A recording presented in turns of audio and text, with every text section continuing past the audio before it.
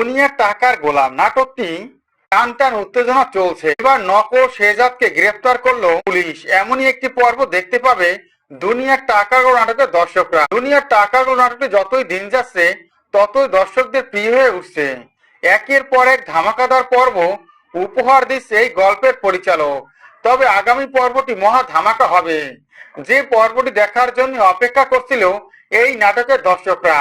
এই নাটকের দর্শকরা কখনোই চায়নি শেহজাদ ফেঁসে যাক, তবে এবার তেমনটাই হতে যাচ্ছে। আসল সত্যিটা সামনে বেরিয়ে আসবে আর নকল শেহজাদ সাজা গোলামকে গ্রেফতার করবে পুলিশ। চলুন তাহলে সেই পর্বটি সম্পর্কে আমরা জেনে নেই।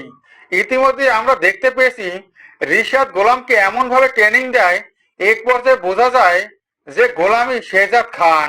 সেই গোলামকে নিয়ে নতুন প্ল্যান সাজায় মন্ত্রী মশাই। মন্ত্রী মশাইয়ের কথাতেই গোলামকে নিয়ে মন্ত্রী মশাইয়ের বাড়িতে হাজির হয় রিশাদ। গোলামকে সাথে দেখে অবাক হয়ে যায় মন্ত্রী। মন্ত্রী বলে, এটা কেমন করে সম্ভব যে শেহজাদ আমাকে একের পর এক শাসিয়ে যাচ্ছে, সেই শেহজাদ কেমন করে এখানে আসতে পারে? এমনকি সে ব্যাংক লুট করছে এটা স্বীকার করতে আমার মাথায় কিছু আসছে না।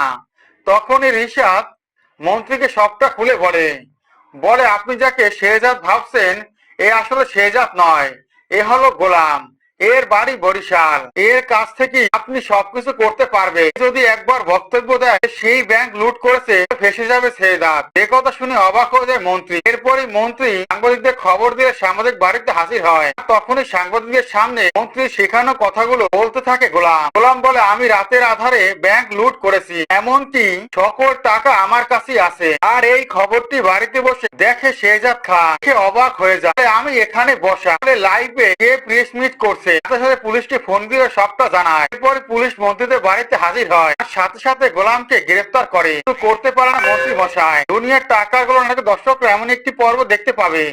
দুনিয়ার টাকার গোলাম নাকি পরবর্তী আপডেট পাওয়ার জন্য আমার চ্যানেলটি সাবস্ক্রাইব করে বেল আইকন অন করে রেখো। ধন্যবাদ।